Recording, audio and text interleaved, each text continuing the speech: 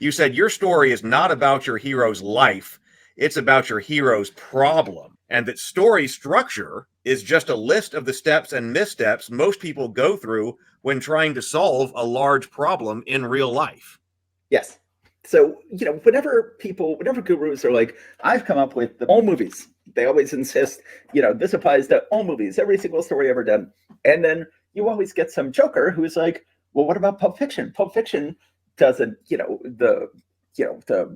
doesn't go on Campbell's hero's journey. This is a completely movie that just blows every story writing theory out of the water. And I'm like, look, when I talk about structure, I'm talking about the series of steps and missteps someone goes on when solving a large problem. And when I talk about structure, I'm talking about in stories that are about solving a large problem. Pulp Fiction and so many great films, and not just movies that are as wild as that, but even a movie like Boogie Nights or a movie like, there's all sorts of great films that are not about the solving of a large problem.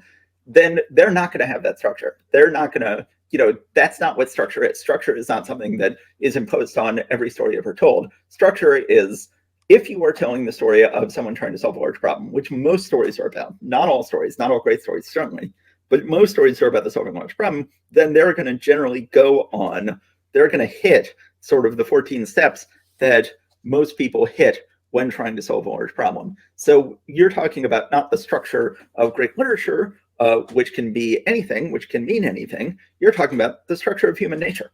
And that is why stories, that is where Joseph hero's journey comes from. That is where, the save the cat beat sheet comes from. That's where these various structures come from. And even then, there's a million different ways of making that structure. I took everybody's structure and I lay them all on top of each other. And just to show that there's a million different ways. I mean, now again, all of these only apply to stories that are about the solving a large problem. And so go ahead and click on that purple and blue box. Oh, right here. Oh, perfect. I'll put the link in the comments as well. Yeah. So there's a bunch of different ways of people saying different story structure, but generally speaking, these are all for, stories about solving large problems. So for me, I've got Act 1, an old problem intensifies, a false philosophy, a dangerous opportunity appears, a false goal is formed, quarter point, commit to opportunity. Act 2, Part 1, try it the easy way, assumptions unquestioned, having fun, midpoint disaster, loss of safe space. Act 2, Part 2, try it the hard way, assumptions questioned, painful lessons, 3 quarter points, spiritual crisis, hard-won power. Act 3, true philosophy, true goal, resolve conflict, resolve problem. But you've got all sorts of people, including some people who a lot of people know, like Joseph Campbell or Blake Snyder, and then some of my favorite little-known gurus, like Joel Selbo, who wrote a really great book. I love this book. I've been meaning to do an episode of my podcast about it because I'm not even sure it's still in print. But Screenplay from Idea to Successful Script, I think it's an underrated story guru guide. But anyway, yes. So, but the important thing is that anybody who is teaching you structure, you have to remember that, first of all, that there's a million different ways to do it and they can all work. And second of all, that this is only going to apply to stories about solving a large problem. But then you have to remember that almost every great story, I wouldn't even say that, but I would say a majority of the great stories are about the solving of large problems. When you said something about human nature here. So when you're talking about where do these things come from, we've talked about how sometimes we write these things. Sometimes the word's been accidentally, sometimes it's been accidentally, sometimes it's been intrinsic, whatever. These things come up. So when you're talking about structuring a story for in this case, solving a large problem, do you think these things then come from something psychological and that it's not an accident that we see these reoccurring themes or reoccurring elements of story? I should say that obviously human nature is a very controversial topic, and a lot of people are like, oh, when you say human nature, are you talking about, white, straight, cis, Western human nature? And, there was a great book that everyone should read called Craft in the World by Matthew Salesses about, sort of interrogating structures of power and how they're furthered by talking about human nature and talking about story.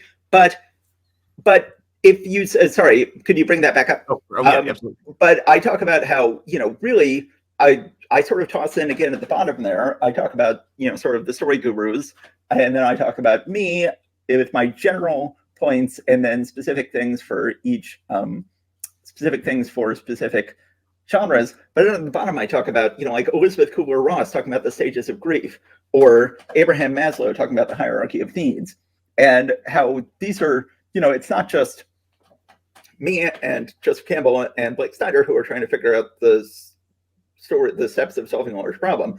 Grief is a large problem. And if you follow the steps of solving the problem of grief as laid out by Elizabeth Kubler-Ross, they are going to line up with screenplay format in general and a lot of great stories in particular. A lot of times you're going to read a story and you're being like, oh, okay, this is following what Kubler-Ross said is the steps most people go through in the order they go through them while trying to deal with the problem of grief. Maslow talks about the problem of survival and, how working your way up his hierarchy of needs from food and shelter to security to love and belonging, friends, self-esteem, achievement, then justice, creativity, and acceptance at the higher level. That this is, and again, this is very problematic when you're like, okay, how can you say that there's one sort of human nature? But this is something that every great thinker has been dealing with since the beginning of mankind. And what tends to happen is that, people all over the world have found Kubler-Ross, even though she is coming from just one culture, she is coming from just one way of thinking, that people have found her steps of grief helpful, very helpful in helping them solve their problems. That there are thinkers throughout mankind who have tried to speak to human nature, tried to speak to something universal, and have been beloved and accepted everywhere. I just watched, talk about all-time great movies, I just watched Fiddler on the Roof with my kids, and I was telling them the story about how it's one of the most popular musicals in Japan, and at one point someone was in Japan watching it and was really enjoying it, and then was talking to the person in Japan and was going like, oh, I've been in Fiddler on the Roof in America. And they're like, they do Fiddler on the Roof in America? And he's like, yes, it's an American story. It's from America. And he's like, but it's such a Japanese story. How could you do Fiddler on the Roof in America? You would have to be Japanese to understand Fiddler on the Roof. And that, that's what happens with really great stories, like a really great story like Fiddler on the Roof. It seems, it's on the one hand could not be more about one culture in one time, the Jewish world in the Ukraine in 1905, but it then was created within this completely different culture of, New York City in the 1960s, and then speaks to, Japan in the 1980s, whenever this story happened. And because there is something universal in human nature that connects these three wildly different times and places. And that is, I think, our job as writers, is to tap into human nature, to describe human nature, to understand human nature. And yes, understand it's a problematic concept, but still try to work with it and still try to find something universal. Well, if you, I guess that's the hypothesis under which the humanities operate. I guess that if there is such thing as studying the humanities, then that would sort of assume, that's working under the hypothesis, there is something that connects us through space and time that is the human experience. Yeah, I mean, certainly the story that is furthest apart from me in terms of distance is Gilgamesh. That's the oldest piece of literature that we still have, that we still read.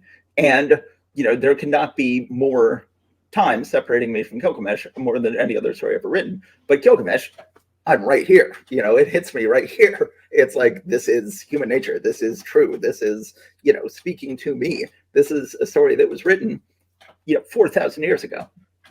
Or 3,000 years ago. I don't know when Gilgamesh was written. Sometime between 3,000 and 4,000 years ago. And it is, it feels like a story that is written today. It feels like a story that speaks directly to me.